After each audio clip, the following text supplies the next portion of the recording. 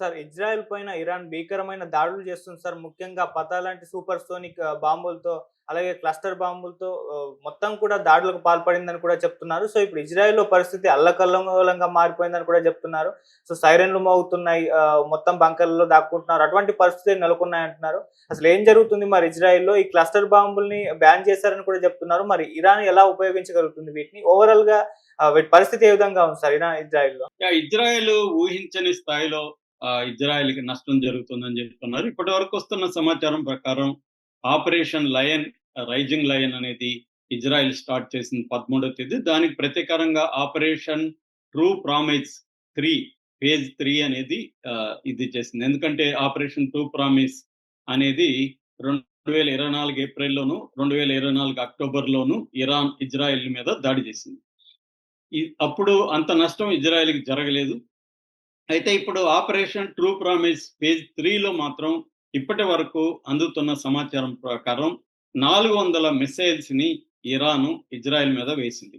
ఈ 400 మిసైల్స్‌లో రకాలు చెప్పాలంటే డ్రోన్స్ ఉన్నాయి, రాకెట్లు ఉన్నాయి, క్రూయిజ్ మిసైల్స్ ఉన్నాయి, బాలిస్టిక్ మిసైల్స్ ఉన్నాయి, హైపర్ సోనిక్ మిసైల్స్ ఉన్నాయి. ఈ 5 రకాల మిసైల్స్‌ని చేసింది.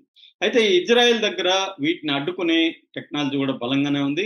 యారో 3 ఉంది, డేవిడ్ స్లింగ్ ఉంది, ఐరన్ డోమ్ ఉంది. అవి కాకుండా అమెరికాకు సంబంధించిన ప్యాట్రియేట్, తర్వాత జోర్డాన్‌కి సంబంధించిన కొన్ని డిఫెన్స్ సిస్టమ్స్ ఇవి కూడా ఇరాన్ వేసే మిసైల్స్‌ని ఎదుర్కొంటుంది. ఎందుకంటే ఇరాన్ సిరియా, జోర్డాన్ భూభాగం అంటే ఆకాశం మీద పొయ్యి మాత్రమే వెయ్యాలి. వేరే మార్గం లేదు వాళ్ళకి. కాబట్టి జోర్డాన్ దాన్ని అడ్డుకుంటుందని చెప్తున్నారు.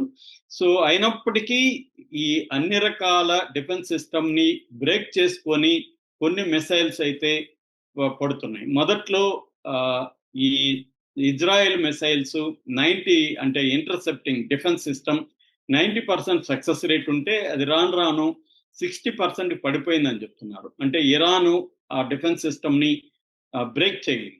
ఇప్పుడు మనం 2 రకాల ప్రమాదాల గురించి ఫస్ట్ మాట్లాడుకుందాం. ఈ 2 రకాల ప్రమాదాలలో ఒకటి క్లస్టర్ బాంబు, రెండోది పతా అనే hypersonic missile. First cluster bomb అంటే ఏంటి? దీని ఎన్ని దేశాలు బ్యాన్ చేశాయి? ఇరాన్ ఇలా వేయడం ఇల్లీగలా, లీగలా? ఈ విషయాలు మాట్లాడదాం. సో ఈ క్లస్టర్ బాంబ్ అంటే అర్థం ఏంటంటే దీన్ని క్లస్టర్ మ్యూనిషన్ అని కూడా అంటారు. అంటే ఒక బాంబులోనే అనేక చిన్న బాంబులు ఉంటాయని మనం అందరికి అర్థమయ్యేటికి చెప్పాలంటే బాంబులెట్స్ అంటారు. ఈ ఒక పెద్ద దాంట్లో అనేక చిన్నవి స్ప్రెడ్ అయిపోతాయి. స్ప్రెడ్ అయిపోయి ఇది ఒక 8 కిలోమీటర్ల రేడియస్ వరకు కూడా వెళ్ళిపోవద్దు. ఒక చోట వేస్తే 8 కిలోమీటర్ల రేడియస్‌లో స్ప్రెడ్ అయిపోతాయి. ఒక 20 50 అలాగా స్ప్రెడ్ అయిపోతాయి. సో స్ప్రెడ్ అయిపోయి వాటి వల్ల దెబ్బ తగులుతుంది. అంటే ఎక్కువ నష్టం జరుగుతుంది. ఇది హైట్ 7 కిలోమీటర్ల పైనుంచి అక్కడే చీలిపోతాయి అన్నమాట. సబ్ మ్యూనిషన్స్ అంటారు వీటిని. అంటే చిన్న చిన్న బాంబులు అనుకోవచ్చు. చిన్న చిన్న బాంబులుగా చీలిపోయి ఆ 8 కిలోమీటర్ల రేడియస్‌లో పడతాయి. ఇందులో ఒక డేంజర్ ఏంటంటే యూఎక్స్ఓ అంటారు. యూఎక్స్ఓ అంటే అన్‌ఎక్స్‌ప్లోడెడ్ ఆర్డినెన్స్ అన్నమాట. అంటే కొన్ని అప్పటికప్పుడు ఎక్స్‌ప్లోడ్ కావు. వాటి మీద ఏదైనా ప్రెషర్ పడినప్పుడే ఎక్స్‌ప్లోడ్ అవుతుంది. వాటి మీద మనుషులు, జంతువులు కాలేయడమో, లేకపోతే తాకడమో, పట్టుకున్నప్పుడు అది బ్లో అవుతుంది. అది ఎక్కడెక్కడ పడ్డాయో కూడా తెలీదు. సో ఇది ఇంకా డేంజర్ అన్నమాట. వాళ్ళ పిల్లలు అదేమన్నా వస్తువు అనుకోని పట్టుకోవచ్చు. అట్లా అది అక్కడ ఉండిపోతుంది. అంటే ఒక రకమైన ల్యాండ్ మైన్స్ లాగా ఉండిపోతాయన్నమాట. ఇది మరింత డేంజర్ అన్నమాట.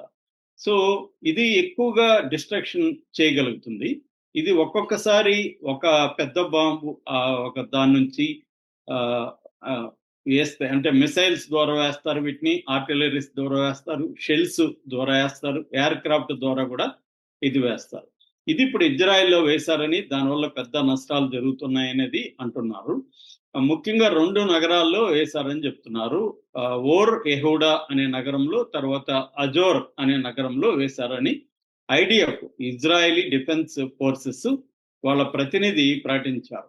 అయితే ఇది ఎన్ని వేశారని చెప్పలేదు. వాళ్ళు ఈ 2 నగరాల్లో మాత్రం వేశారనేది ప్రస్తుతానికి చెప్పారు తప్ప ఎన్ని అనేది చెప్పట్లేదు. అయితే దీన్ని 2008లో కన్వెన్షన్ ఆన్ క్లస్టర్ మ్యూనిషన్ అనే ఒక ఒప్పందం జరిగింది. ఈ ఒప్పందంలో 111 దేశాలు సంతకం చేశాయి. 12 ఎంటిటీస్ అంటారు, అంటే దేశాలు కానీ నాన్ సావరెన్ టెరిటరీస్ ఉంటాయి, అవి కూడా సంతకాలు చేశాయి. ఓవరాల్ గా 111 దేశాలు అనుకోవచ్చు. 111 దేశాలు సంతకం చేశాయి కాబట్టి వాళ్ళు దాదాపు 90% ఉత్పత్తిని ఆపేశారు. ఆ దేశాలు వీటిని అసలు తయారు చేయడమే మానేశారు. కానీ ఈ ఒప్పందంలో సంతకం చేయని దేశాలు కొన్ని ఉన్నాయి. అవేవిరా అంటే Israel, Iran, America, China, Russia, India. ఇవేవి సంతకం చేయలేదు కాబట్టి ఇరాన్ ఇజ్రాయెల్ మీద ఇచ్చు. ఇజ్రాయెల్ కూడా గతంలో లెబనాన్ మీద కూడా వేసింది. అట్లాగే రష్యా ఉక్రెయిన్ మీద కూడా వీటిని వేసింది అనమాట. ఎందుకంటే ఈ కన్వెన్షన్ లో సంతకాలు చేయలేదు కదా, కాబట్టి ఇరాన్ వేయడం లీగల్ అన్నమాట, తప్పేం లేదు. కాకపోతే జనావాసాల మీద వేయడం మాత్రం వార్ క్రైమ్ కిందకు వస్తుంది.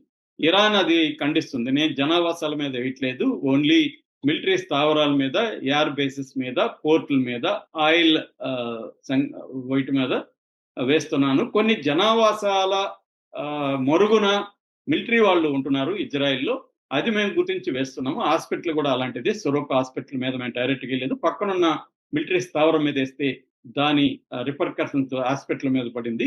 అంత తప్ప మేము హాస్పిటల్ టార్గెట్ చేయలేదని ఇరాన్ చెప్తుంది. సో ఏదేమైనా ఈ క్లస్టర్ మినిషన్, లేదా అందరికి అర్థం అవ్వాలంటే క్లస్టర్ బాంబు వల్ల ఈ చాలా తీవ్రమైన నష్టాలు ఇజ్రాయెల్ ఎదుర్కొందని చెప్తున్నారు. రెండవది ఫతే. ఈ ఫతే 1 అనే ఒక మిసైల్ ఏంటంటే, ఇది వాళ్ళు అక్కడ రాసుకున్నారు ఇరాన్లో. దీనికి కొమేని పేరు పెట్టి 400 సెకండ్లలో మేము ఇరాన్ నుంచి టెల్ అవీవ్కి ఇది వెళ్ళగలుగుతుందని రాసుకున్నాం. అంటే వేగం దీనిది ఎట్లా ఉంటుందంటే, గాలి కంటే 5 నుంచి 25 రెట్లు వేగం ఉంటుంది. అంటే ఒక సెకనుకు 5 కిలోమీటర్ల వేగంతో ఇది వెళ్తుంది. పైగా ఇది ఎలా వెళ్తుంది, ఒకే స్ట్రైట్ గా వెళ్తే వాళ్ళు డిఫెన్స్ ఇంటర్సెప్టర్లు కొట్టేస్తాయి కాబట్టి రూట్ మార్చుకోగలదు, వాటిని తప్పుకుంటూ వెళ్ళగలదు.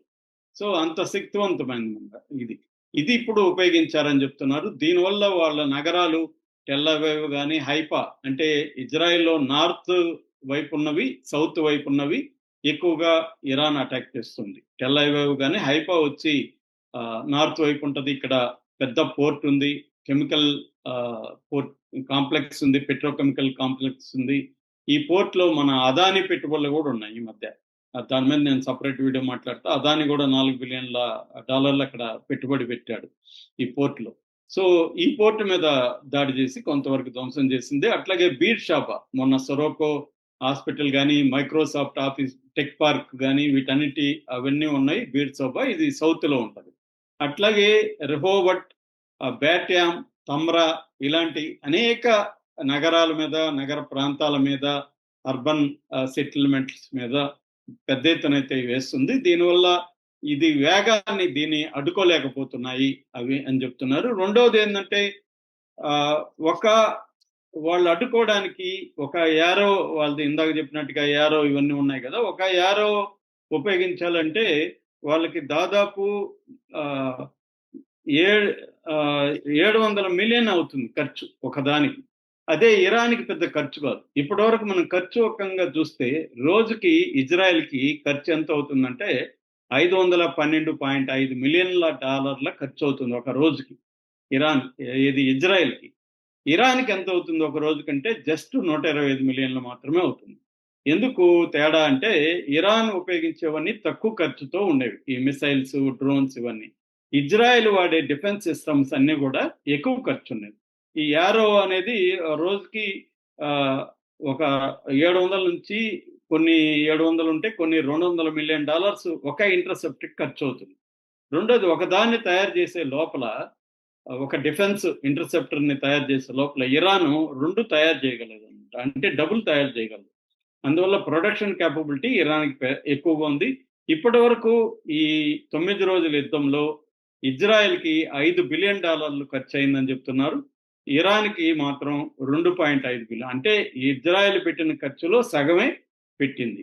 అంటే ఇజ్రాయెల్ ఏమో వాళ్ళ మిలిటరీకి ఎక్కువ ఖర్చు అవుతుంటే, ఇరాన్లేమో ఇన్ఫ్రాస్ట్రక్చరు, బిల్డింగ్స్, తర్వాత ఆయిల్, ఇవి న్యూక్లియర్ ఫెసిలిటీస్, వీటి వల్ల ఆయన ఖర్చు అన్నమాట.